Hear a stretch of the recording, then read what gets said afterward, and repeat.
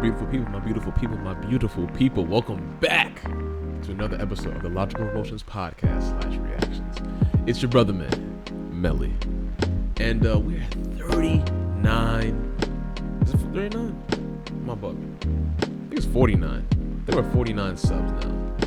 No, 39. I think it's 39. I forgot. Whatever. Either way, I appreciate the hell out of y'all, man. We almost at 50, baby. Appreciate the hell out of y'all, man. Much love. Welcome to the Banks family. And on today's episode, man, I want to go over with TSO Sage, man, on stop gatekeeping basketball. There's one thing I've known about basketball is that there are people that have played the game of basketball and obviously have not. And for some reason, that those that sometimes have not have great opinions on basketball. They understand the game. I know this one big dude I used to talk to a lot at the gym. He couldn't play ball to save his life, but he knew the game so well, from backdoor screen setting plays, how to get better as an individual, like training wise and whatnot. And then there are the dudes that have played the game, and they think just because they've played the game, like me and a lot of my friends too. We don't think this way though, but just because they've played the game, they think that those that haven't shouldn't have an opinion on it. And I think that's absolute nonsense. And Draymond Green is part of the new media, which I do love.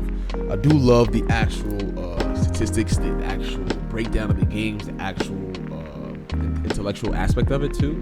But I do believe that the old media does deserve to still have its place, even though they have done nothing but just had shock value nowadays. So let's get into it, man. Because TSO Sage, he's always done a great job elaborating eloquently on his thoughts on the subject matter of basketball. So let's get to it. Oh, actually, before we do, I'm sorry, the intro.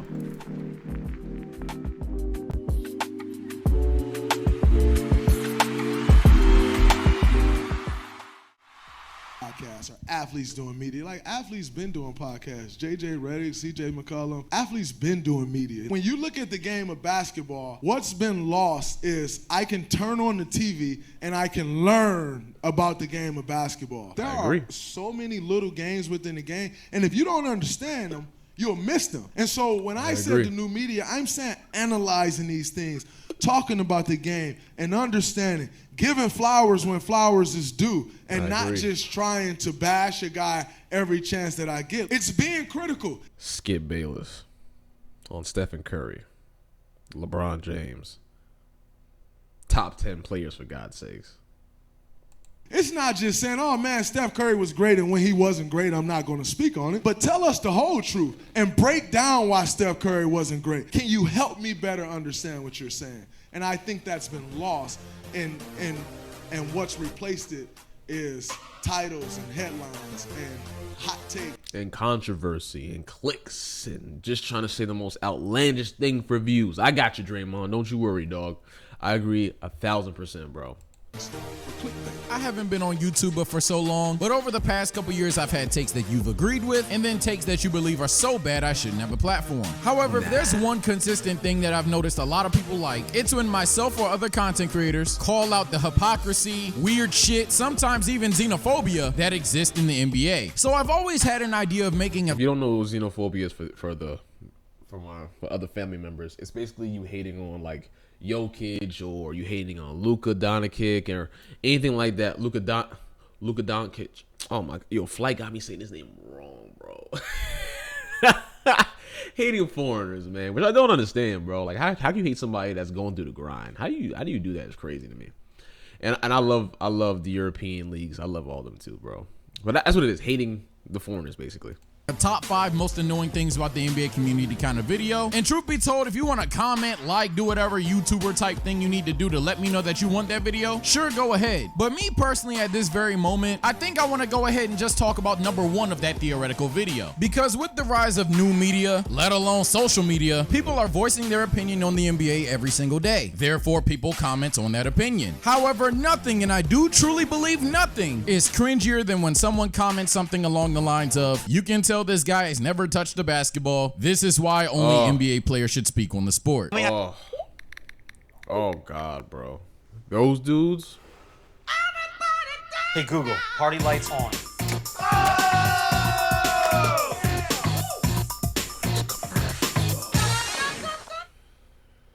Okay, are we getting hamburgers for the grill? I don't know. I always scorch you. No. Ooh, let Tony make the call. Ask you about this. You are now an analyst, okay, and you are analyzing other people's game on television. Shaq isn't the best analyst, also too, by the way. But there are times when his opinion really is good too, though. It doesn't mean he should not talk basketball. That just means that he should learn from his mistakes and do better. But Shaq, being Shaq, though, thinks he knows everything, and you can't tell Shaq nothing because he got like 4 rings. So, Shaq's one of those people that's just like, whatever. As a player, you famously hated it when commentators used to talk about your game. Now you're on the other side of it, analyzing their game. Does this make you react any differently to being an analyst? Well, I didn't really hate it when commentators analyzed my game. I hated it when people that didn't have the G14 classification analyzed my game. Well, that's bullshit, though. Bro, there's so many dudes that have not played the game that are smarter than Shaq basketball-wise because they study the game. Shaq literally didn't study the game. Shaq didn't study the game. We all know that. Shaq was big, dominant, and strong. That's it. Like, there are dudes that literally study the hell out of the game. PERs, the plus and minus. They watch tapes. There's dudes that watch tapes and women too. Don't get me wrong. There's brothers and sisters that watch tapes more than the damn athletes do, bro. Seriously. Like, come on. Like Shaq's talking out his ass in this one. Yeah, which means like if you never played, how can you talk about how I play? There's a flip side to that story. Hey, now. Everything that Draymond Green just said to y'all is total truth. It's just that there's more to it. You could know exactly what you're talking about. And because you're not in that locker room, there's a slew of players that'll never admit it. Not necessarily the biggest problem with this trend, but one of the first things I've noticed is it's all out of absurd bias anyway. And it's really used as like a last resort, I'm right, you're wrong kind of thing. Yes. Like bros winning the fight so then you pull out a gun type shit. Except the gun shoots goddamn nerfs in this scenario. Holy shit, bro. The greatest example of what I'm about to talk about is actually on my TikTok. Outside of trying to be a W plug because I'm gonna post there more in the future, this shit is like actually insane. So I have 2 videos up on that channel, both on the Lakers rant side of things, one talking about Russ, the other talking about AD. When I was going on Russ, you can tell he never played basketball. He should never. Oh my God, bro. I don't have Twitter, but I've seen Sage post a lot of shit like what people say. Russell Westbrook is a cancer. He's a cancer. He has an ego that doesn't make any sense. He doesn't take criticism very well, to the point that this man even sat there and got rid of his own, I forgot, his agent, just because he said that he should stay in LA basically because no one else basically would want him. Like, bro, some of these dudes' egos are so big, bro, it's ridiculous. Like, what do you mean? If someone's telling me the truth, why would I not listen and then do better? Why would I not adapt? Oh, you never played the game. Like, what the fuck? What are we doing? And I played the game. I still play the game. So, but the point still being is though, bro, like that doesn't negate. Like, oh my God, that's so crazy to me how people are so insecure about that type of shit, bro. The platform, he's just a hater. Yeah, my pussy hurt. But then when I'm over here literally calling AD a Disney, saying he's in love with his therapist, and quite literally making nonsensical jokes that have nothing to do with basketball. Facts, oh my God, I was waiting for someone to say that. Oh, bitch. And this is why I refer to the people that say that as bad debaters, e-thugs, crayon eaters, or just people that do that shit for attention. Yep. How did I go from the goddamn messiah of the NBA to you saying the shit that nobody's ever said to a person that shouldn't talk about the entire sport? And what's really ironic about it is, for the most part, you don't get that kind of comeback if you're talking about an entire team or a defensive-minded, rough rider kind of player. This comeback really flares up when you talk about the more skilled players. The Steph Currys, Kevin Durant's, Damian Lillard's, Kyrie Irving's of the world. You know what I mean. Hezzy tween really done fucked y'all brains up. Got you relying on your fixed-ass scouters 24/7, and when reality finally blitzed that motherfucker in them. Like, same way how people think that Kevin Durant's a better player than Stephen Curry. How the hell is KD a better player than Stephen Curry if Stephen Curry's a better winner? He gets his team involved more. Unselfish. Better shooter. He's a better ball handler. Nigga is hit with a box and 1 and still drops 30 points per game. Come on, bro. Like, stop that bullshit. Y'all be saying that shit just because KD's game looks better. Stop. That's literally a lot of y'all that have never played the game.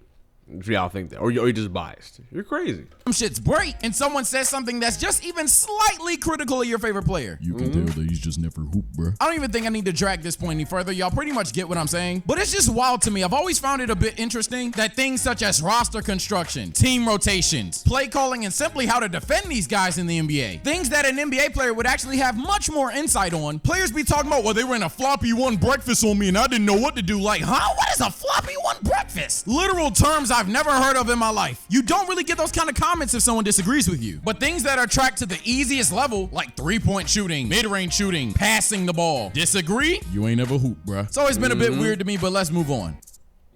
As experts in online education, Purdue University Global gives you all the flexibility you need. Shaq always talking about them others. First of all, he's 100% wrong about those others. I'm not.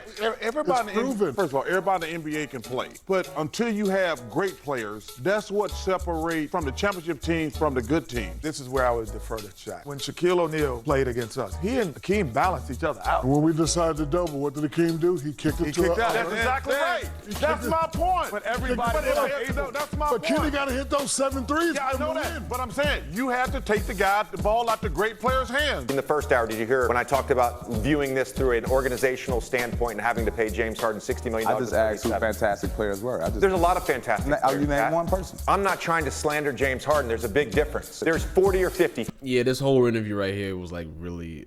I was very disappointed in Pat Bev on this one, bro. Bro, if you can't criticize your homie, that's not your homie, bro. No.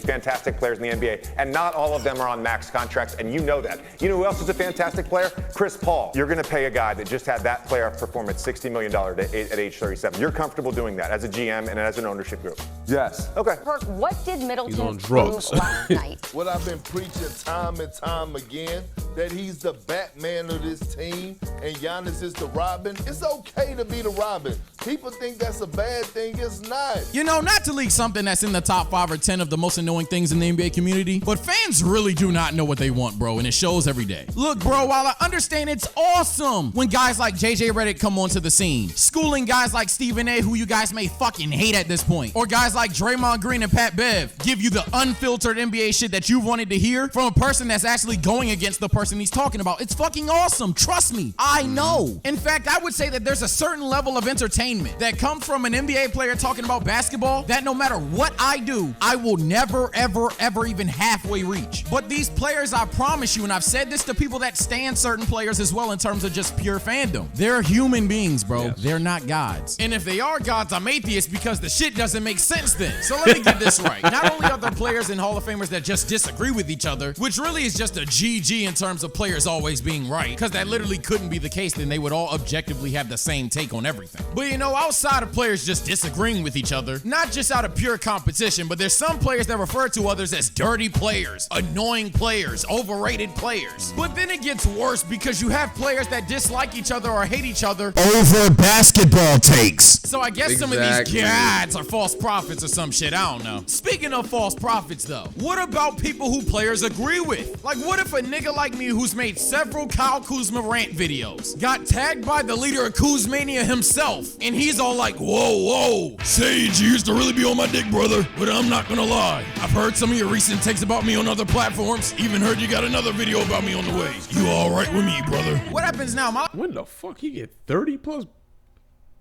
Kuzma, excuse me, Kuzma's nice though. Don't get me twisted.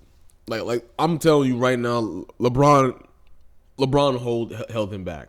LeBron holds a lot of people back. I'm not gonna lie to you, bro. LeBron's system is literally just all set for him. It's set for him and shooters. That's LeBron's whole system. It's literally have 2 shooters and bigs. That's it. Like, I don't understand why y'all really gas up LeBron like that so much, bro.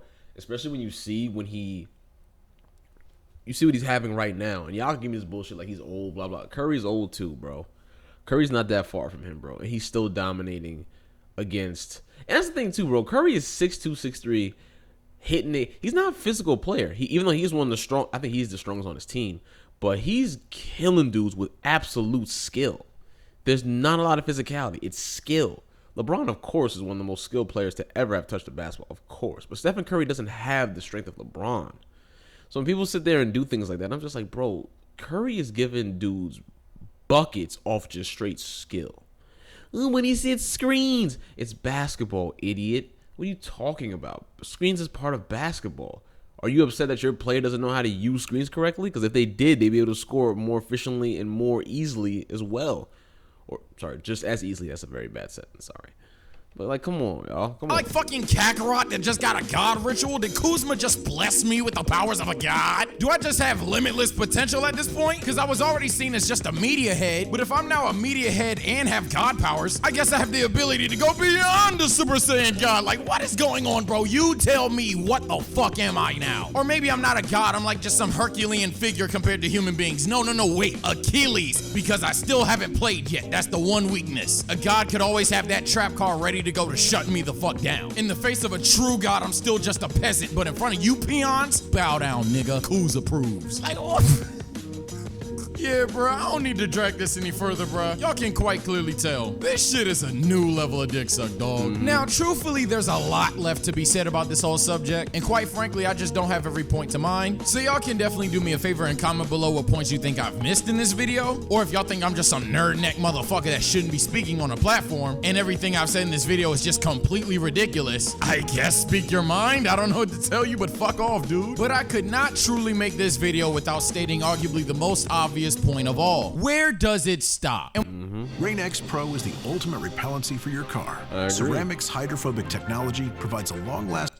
And when I ask when does it stop, or should I have said start, I'm asking that in the sense of, okay, what level is required for you to be able to talk about basketball? And because I'm supremely petty, I'm gonna name damn near every level possible. And y'all tell me where you draw the line. And for the sake of not trying to be accused as a minute whore, or quite frankly, me just losing my sanity, let's assume every level has a peak interest in basketball. First up, we have the pets of NBA fans. Can your dog, cat, goldfish, lizard, whatever you have in your house that may just happen to see you watching a basketball game, might even be smart enough to just look at the game itself and even interpret what's going on, can that organism have an opinion on basketball? No, they gotta be human. Okay, how about kids ages 6 and under, who can be easily influenced by any goddamn thing? If Curry's on the screen smiling one day and frowning the next, they might just love or hate the guy. Too impressionable, can't have an opinion? Okay, what about kids age 7 to 14? So they probably think whatever player they like is truly the best in basketball, simply because they want them to be the best in basketball. No, still impressionable,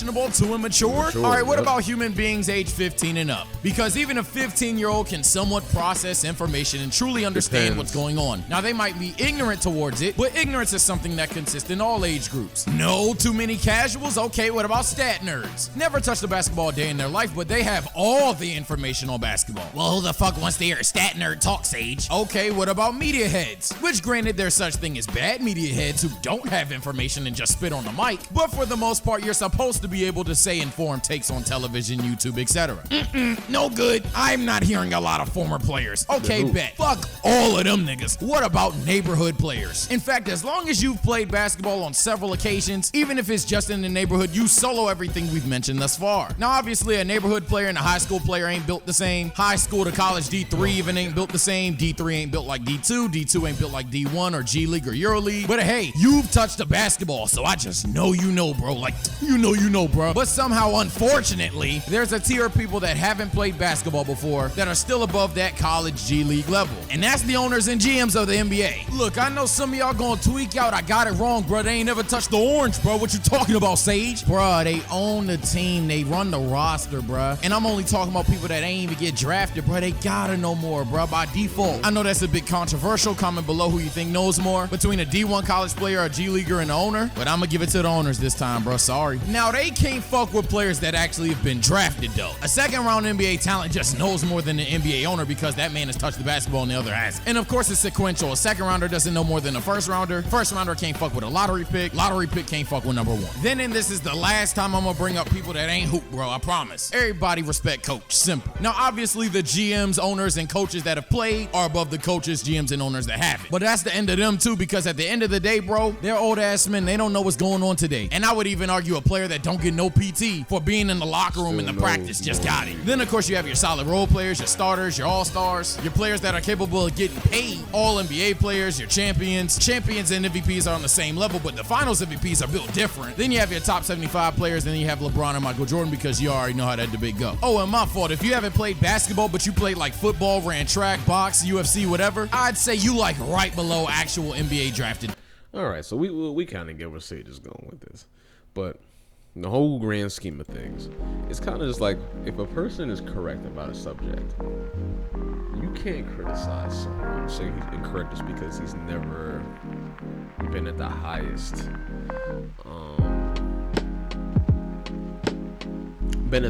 field of that. You know what I'm saying?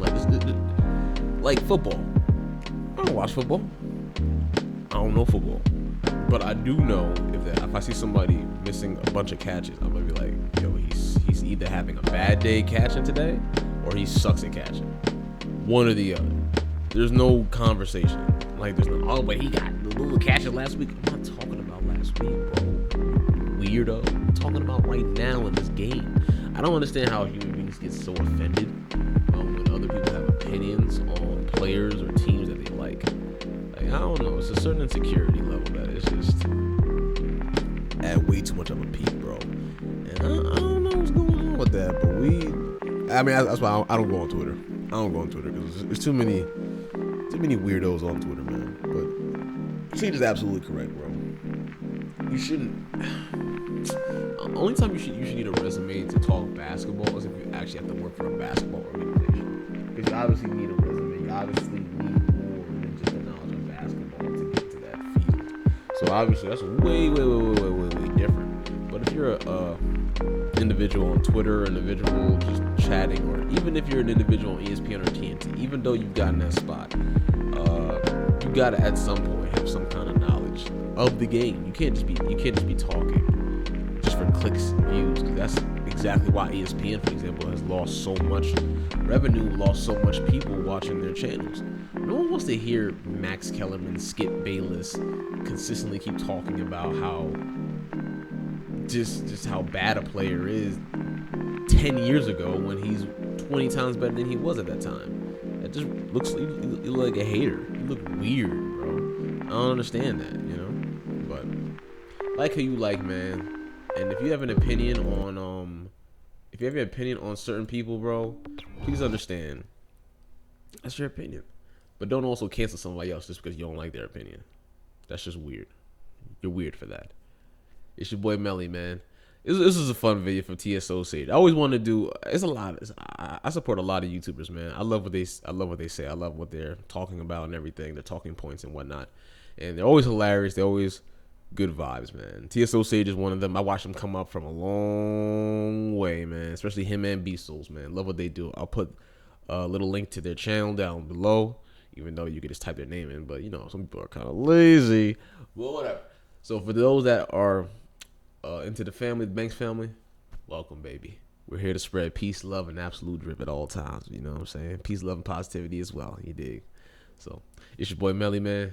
We'll get on to the next episode. And per usual, peace, love, and keep that drip immaculate at all times, baby. Love y'all, man. See y'all in a bit.